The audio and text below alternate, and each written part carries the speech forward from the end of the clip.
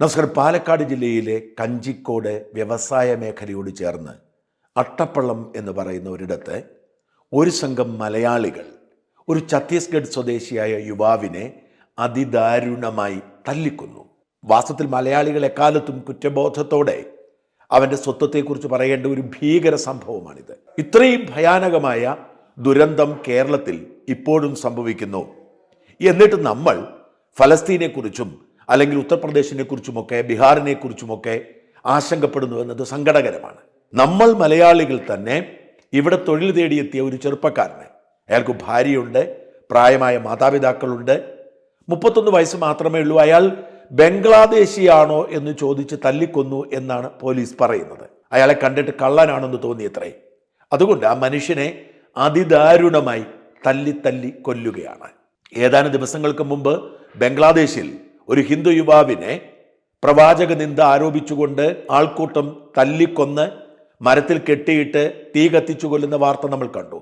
അതിന് തുല്യം തന്നെയാണ് ഈ മനുഷ്യൻ ബംഗ്ലാദേശിയാണ് എന്നാരോപിച്ചുകൊണ്ട് നമ്മൾ മലയാളികൾ അയാളെ തല്ലിക്കൊന്നത്. 8 വർഷം മുമ്പ് ഇതേ പാലക്കാട് വെച്ച് ഒരു ആദിവാസി യുവാവിനെ അയാൾ ഭക്ഷണം മോഷ്ടിച്ചു എന്ന് പറഞ്ഞ് നമ്മൾ തല്ലിക്കൊന്നിരുന്നു. ഇത്തരത്തിൽ നിരവധി ദുരന്തങ്ങൾ നടക്കുന്ന നാടായി നമ്മുടെ നാട് എങ്ങനെയാണ് മാറുന്നത്? ഇത്തരം സംഭവങ്ങൾ വേണ്ട വിധത്തിൽ റിപ്പോർട്ട് ചെയ്യുകയോ ചർച്ച ചെയ്യുകയോ ചെയ്യാതെ അതിൻ്റെ രാഷ്ട്രീയം വ്യാജമായി തേടിപ്പോകുന്നത് എന്തുകൊണ്ടാണ്? ഈ വാർത്ത നമ്മുടെ മാധ്യമങ്ങളിലൊക്കെ വന്നെങ്കിലും അത് വേണ്ടതുപോലെ ചർച്ചയായില്ല. ഇത് ചർച്ചയാവാതിരിക്കാൻ കാരണം പിടിയിലായ പ്രതികളൊക്കെ BJP-ക്കാരായതുകൊണ്ടാണ് എന്നാണ് ഒരു കൂട്ടർ പറയുന്നത്. വാസ്തവത്തിൽ BJP-ക്ക് ഇത്രയധികം സ്വാധീനം കേരളത്തിലെ മാധ്യമങ്ങളിൽ ഉണ്ടേ എന്ന് എനിക്ക് മനസ്സിലാവുന്നത് ഈ വാർത്ത കണ്ടപ്പോഴാണ്. ഇത്രയധികം സ്വാധീനമുണ്ടോ? ഞാൻ കണ്ടിട്ടുള്ള വാർത്തകളൊക്കെ പരമാവധി BJP-ക്ക് എതിരായി കൊടുക്കുന്നതാണ്. എന്തെങ്കിലുമൊക്കെ കണ്ടെടുത്ത് അതിനെ വിശദീകരിച്ച് വിപുലീകരിച്ച് വാർത്ത കൊടുക്കുന്ന രീതിയാണുള്ളത്. അപ്പോൾ പിന്നെ BJP-ക്കാർ പ്രതിയായ കുറ്റകൃത്യത്തോടെ ഇത്രയധികം ദാക്ഷിണ്യം കാട്ടുന്നത് എന്തുകൊണ്ടാണ്? ഞാൻ കഴിഞ്ഞ ദിവസങ്ങളിൽ ചെയ്ത വീഡിയോകളുടെ അടിയിലും എൻ്റെ ഫേസ്ബുക്ക് പേജിൻ്റെ അടിയിലുമൊക്കെ മറുനാടൻ കാണാതെ പോയ കുറ്റകൃത്യം എന്ന് പറഞ്ഞ് ഇക്കൂട്ടർ കൊണ്ട് പോസ്റ്റ് ഇട്ടിരുന്നു. ഈ വാർത്ത അർഹിക്കുന്നത് പോലെ ചർച്ചയായില്ല എന്നത് വാസ്തവമാണ്. അങ്ങനെ ചർച്ചയാവാതിരിക്കാൻ കാരണം ഇത് കേരളത്തിൽ സംഭവിച്ചു എന്നത് തന്നെയാണ്. കേരളത്തിൽ ഇത്തരം വൃത്തികേടുകൾ എന്തു സംഭവിച്ചാലും നാട് ഭരിക്കുന്ന സർക്കാരിൻ്റെ തലയിൽ ഇതാവാതിരിക്കാൻ വലിയ ഗൂഢാലോചനയും തീവ്രമായ ശ്രമവും നടക്കാറുണ്ട്. അതേസമയം വടക്കേ ഇന്ത്യയിൽ എവിടെയെങ്കിലുമാണ് ഇത് നടക്കുന്നതെങ്കിൽ അവിടെ ഭരിക്കുന്നത് BJP ആണെങ്കിൽ ആര് എങ്ങനെ അത് ചെയ്തു എന്നതാരും പരിശോധിക്കില്ല. ഉടനടി സർക്കാരിൻ്റെ തലയിലേക്ക് വയ്ക്കും. കേരളത്തിൽ ഇത് ചർച്ചയാവാതിരിക്കാനുള്ള പ്രധാന കാരണം ഇത് കേരളത്തിൽ സംഭവിച്ചു എന്നതാണ്. അതിപ്പോൾ BJP-ക്കാരാണ് പ്രതികളെങ്കിലും അത് ചർച്ചയായാൽ കേരള സർക്കാരിനും കേരള പോലീസിനും പിണറായി വിജയനുമൊക്കെ ബുദ്ധിമുട്ടാകും എന്നതുകൊണ്ടാണ് അതൊരു പരിധി വരെ ചർച്ചയാവാതെ പോയത്. യഥാർത്ഥത്തിൽ ഈ വിഷയത്തിൻ്റെ തീവ്രത ജനങ്ങൾക്ക് മനസ്സിലാകുന്നത് രാമനാരായണൻ ഭഗേൽ എന്ന ഈ ചെറുപ്പക്കാരൻ്റെ മൃതദേഹത്തിൻ്റെ പോസ്റ്റ്മോർട്ടം റിപ്പോർട്ട് പുറത്തു വന്നപ്പോഴാണ്. പോസ്റ്റ്മോർട്ടം റിപ്പോർട്ടിലെ കണ്ടെത്തലുകൾ ഭയപ്പെടുത്തുന്നതായിരുന്നു. പോസ്റ്റ്മോർട്ടം ചെയ്ത ഡോക്ടർ ഹിതേഷ് ശങ്കർ ഇങ്ങനെ കുറിച്ചു: പ്രിയരെ, നിങ്ങളുമായി സംവദിച്ചിട്ട് ഒത്തിരി നാളായി. ഇന്നെൻ്റെ മനസ്സിനെ അത്യന്തം വേദനിപ്പിച്ചൊരു പോസ്റ്റ്മോർട്ടം പരിശോധനയുടെ അനുഭവത്തെക്കുറിച്ച് ഒരു ഡോക്ടറായും ഒരു മനുഷ്യനായും പൊതുസമൂഹത്തോട് ചിലത് പറയണം എന്ന് തോന്നി. ജോലി തേടി നമ്മുടെ നാട്ടിലെത്തിയ ഒരു അതിഥി തൊഴിലാളിയെ കൂട്ടമായി നാം തല്ലിക്കൊന്ന് സ്വയം പ്രബുദ്ധർ എന്ന് ഉറക്കെ അവകാശപ്പെടുന്ന കേരളീയർ മലയാളികൾ തന്നെയാണ് ഇത് ചെയ്തത് എന്ന് നമ്മെ കൂടുതൽ ലജ്ജിപ്പിക്കേണ്ട കാര്യമാണ്. ഇതിൻ്റെ മുമ്പിൽ കേരളീയ സമൂഹം തല താഴ്ത്തണം. ചണ്ഡീഗഡിൽ നിന്ന്, ഞാൻ മനസ്സിലാക്കി ഛത്തീസ്ഗഡ് എന്നായിരുന്നു, അദ്ദേഹം പറഞ്ഞ ചണ്ഡീഗഡ് എന്നാണ്. ചണ്ഡീഗഡിൽ നിന്ന് പുതുതായി ജോലിക്കെത്തിയ ആ മനുഷ്യൻ ഗൃഹാതുരത്വം കൊണ്ടും ജീവിത സമ്മർദ്ദങ്ങൾ കൊണ്ടും മാനസികമായി തളർന്നുപോയൊരു സാധുവായിരുന്നു. അവനെ നാം തെരുവിൽ വീണു മരിക്കാൻ വിധിച്ചു. പോസ്റ്റ്മോർട്ടം പരിശോധനയിൽ ശരീരത്തിൽ അടിയേറ്റ് കേടുപാടില്ലാത്ത ഒരിടം പോലും കണ്ടില്ല. പിന്നാമ്പുറത്തും നെഞ്ചിലും കൈകാലുകളിലും തലച്ചോറിലും എല്ലായിടത്തും ക്രൂരതയുടെ അടയാളങ്ങൾ.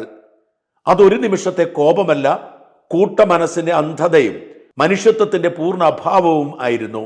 കൂട്ടമർദ്ദനം നടത്തിയവരിൽ ഒരാളെങ്കിലും ഇത് വേണ്ട എന്ന് പറഞ്ഞിരുന്നെങ്കിൽ, ഒരാൾ പോലും കൈ ഉയർത്താതിരുന്നെങ്കിൽ ഇന്ന് ഒരു മനുഷ്യൻ ജീവനോടെ ഉണ്ടാകുമായിരുന്നു. അയാളുടെ കുടുംബത്തോട് കേരളീയ സമൂഹം കടപ്പെട്ടിരിക്കുന്നു.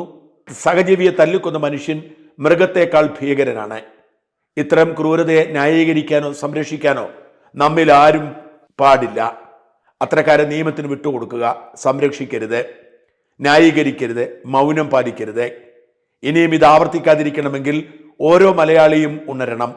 മനുഷ്യജീവിതത്തിൻ്റെ വില നമ്മുടെ വാക്കുകളിലല്ല, നമ്മുടെ പ്രവൃത്തികളിലാണ് തെളിയേണ്ടത്.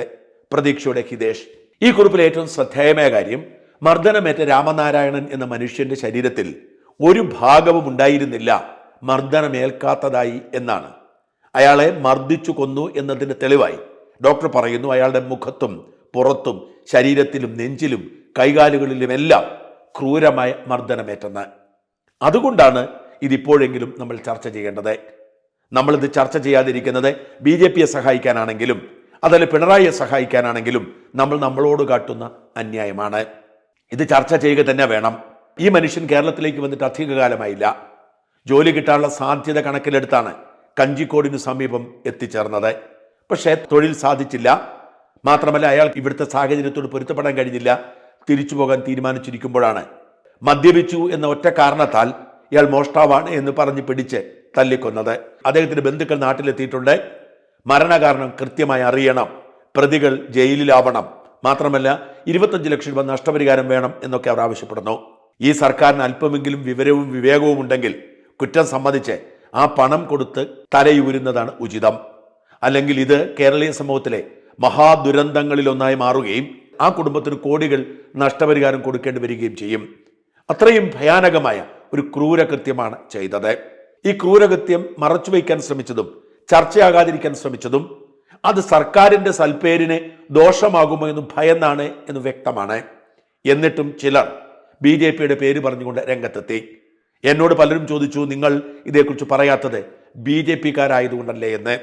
BJPക്കാരോ SDPക്കാരോ കോൺഗ്രസ്സുകാരോ എന്തിനേറെ എൻ്റെ കുടുംബക്കാരോ ഇത്തരമൊരു ക്രൂരകൃത്യത്തിന് നേതൃത്വം കൊടുത്താൽ, കൂട്ടുനിന്നാൽ, ന്യായീകരിച്ചാൽ പോലും അവരെ തള്ളി പറയുകയും അവർക്കെതിരെ കടുത്ത നിലപാടെടുക്കുകയും ചെയ്യുക തന്നെയാണ് എൻ്റെ നിലപാട്. ഈ ദിവസങ്ങളിൽ ഞാൻ യാത്രയിലാണ്.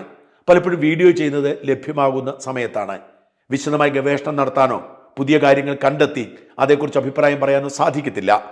പലപ്പോഴും എൻ്റെ മുമ്പിലെത്തുന്ന എല്ലാ വ്യക്തതയുമുള്ള വിഷയങ്ങളെക്കുറിച്ച് അഭിപ്രായം പറയുക എന്നതിനപ്പുറത്തേക്ക് ചെയ്യാൻ കഴിയാത്തതുകൊണ്ടാണ് ഈ വിഷയത്തിന് പിന്നാലെ പോവാതിരുന്നത്.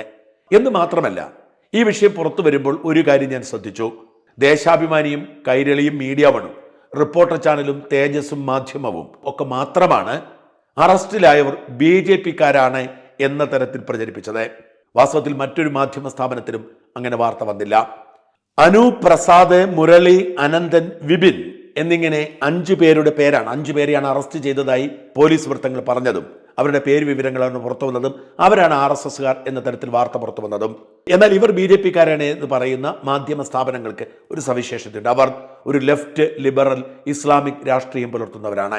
ഏഷ്യാനെറ്റോ മനോരമയോ മാതൃഭൂമിയോ കേരളകൗമുദിയോ 24 പോലും അത്തരമൊരു നിലപാടെടുത്തില്ല. BJPയെ ക്രൂശിക്കാൻ അവസരം കിട്ടിയാൽ അത് പാഴാക്കാത്തവർ തന്നെയാണ് ഈ മാധ്യമ സ്ഥാപനങ്ങളും എന്നോർക്കണം.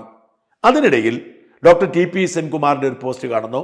പിന്നീട് ലസിത പാലിക്കൽ പോസ്റ്റ് ഇടുന്നു. അവരൊക്കെ പറയുന്നു ഈ അറസ്റ്റിലായവരുടെ പേര് വിവരം പോലും തെറ്റാണ്. അറസ്റ്റിലായവരൊക്കെ മുസ്ലിം നാമധാരികളാണ്. വാസ്തവത്തിൽ മുസ്ലിം നാമധാരികൾ അറസ്റ്റിലായതിനു ശേഷം BJPയുടെ തലയിൽ കെട്ടിവെച്ചതാണ് എന്ന് അവർ പറയുന്നു.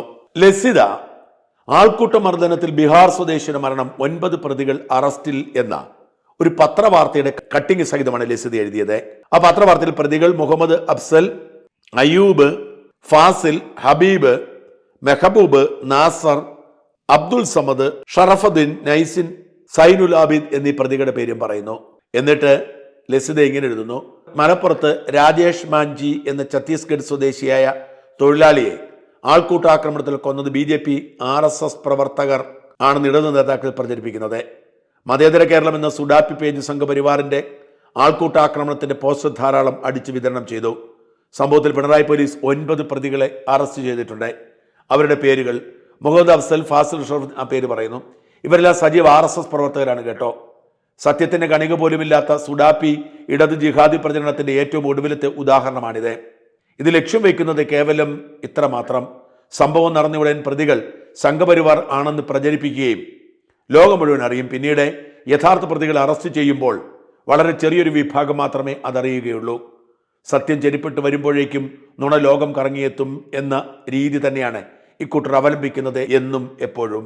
ഇത്തരം വേഷം കൂടി പുറത്തു വന്നതോടെ അന്വേഷിച്ചിട്ട് മാത്രമേ ഇതിൽ പ്രതികരിക്കാൻ കഴിയൂ എന്ന് തീരുമാനിക്കായിരുന്നു. അതിനിടയിലാണ് ഡോക്ടർ ഹിതേഷ് ശങ്കറിന്റെ പോസ്റ്റ് കാണുന്നതും ഹൃദയഭേദകമായി ഈ ദുരന്തത്തെക്കുറിച്ചുള്ള ഏതുതരം മൗനവും അപകടകരമാണ് തിരിച്ചറിഞ്ഞതും. അന്വേഷണത്തിൽ ബോധ്യപ്പെട്ട രണ്ട് കാര്യങ്ങൾ: ലസിത പാലിക്കലും സംഘപരിവാരും പറയുന്ന സംഭവവും കഴിഞ്ഞ ദിവസം അട്ടപ്പള്ളത്തുണ്ടായ സംഭവവും രണ്ടാണ്. ലസിത പാലിക്കൽ പറയുന്ന 2023 മലപ്പുറത്തുണ്ടായ ഒരു സംഭവമാണ്. അന്നൊരു ബീഹാർ സ്വദേശിയെ ഇങ്ങനെ ആൾക്കൂട്ടം തല്ലിക്കൊന്നിരുന്നു.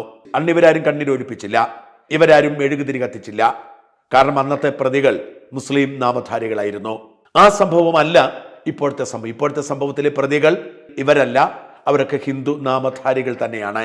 എന്നാൽ അവരൊക്കെ RSSകാരാണ് എന്ന് പറയുന്നത് ഏത് ദുരന്തമുണ്ടായാലും അത് RSSന്റെ തലയിൽ കെട്ടിവെക്കാൻ ശ്രമിക്കുന്ന ഒരു കൂട്ടം ആളുകളുടെ മാനസിക രോഗത്തിന്റെ ഭാഗമാണ്.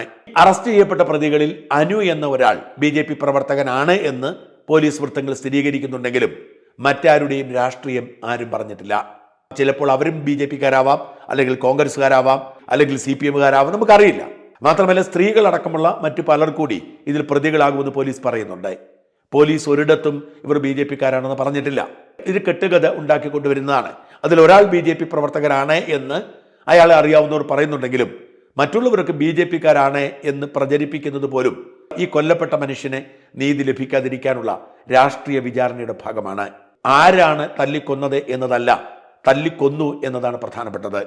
അത് BJPക്കാരാവുമ്പോൾ കൂടുതൽ ഊർജ്ജമുണ്ടാവുകയും കൂടുതൽ വാർത്താ പ്രാധാന്യം ഉണ്ടാവുകയും മറ്റേതെങ്കിലും ഒരു പാർട്ടിക്കാരനോ മതക്കാരനോ ആണെങ്കിൽ അങ്ങനെ അല്ലാതാവുകയും ചെയ്യുന്നത് അനുചിതമാണ്. ഇത് CPMകാരാണെങ്കിലും BJPക്കാരാണെങ്കിലും കോൺഗ്രസ്സുകാരാണെങ്കിലും ക്രിസ്ത്യാനിയാണെങ്കിലും ഹിന്ദുവാണെങ്കിലും മുസൽമാനാണെങ്കിലും അങ്ങേയറ്റത്തെ വൃത്തികേടാണ്. ഒരു കാരണവശാലും ആ കുടുംബത്തിന് നീതി നിഷേധിക്കരുത്. സർക്കാർ ആ കുടുംബത്തോടൊപ്പം നിൽക്കണം. അവർക്ക് ലക്ഷങ്ങൾ നഷ്ടപരിഹാരം കൊടുക്കണം. ഈ ക്രൂരകൃത്യം ചെയ്ത മനസാക്ഷിയില്ലാത്ത മനുഷ്യരെ തപ്പിപ്പിടിച്ച് ജയിലിലടയ്ക്കണം. അവരെ ജാമ്യത്തിലും പരോളിലും ഒന്നും ഇറക്കാൻ ആരും തുനിയുകയുമരുത്.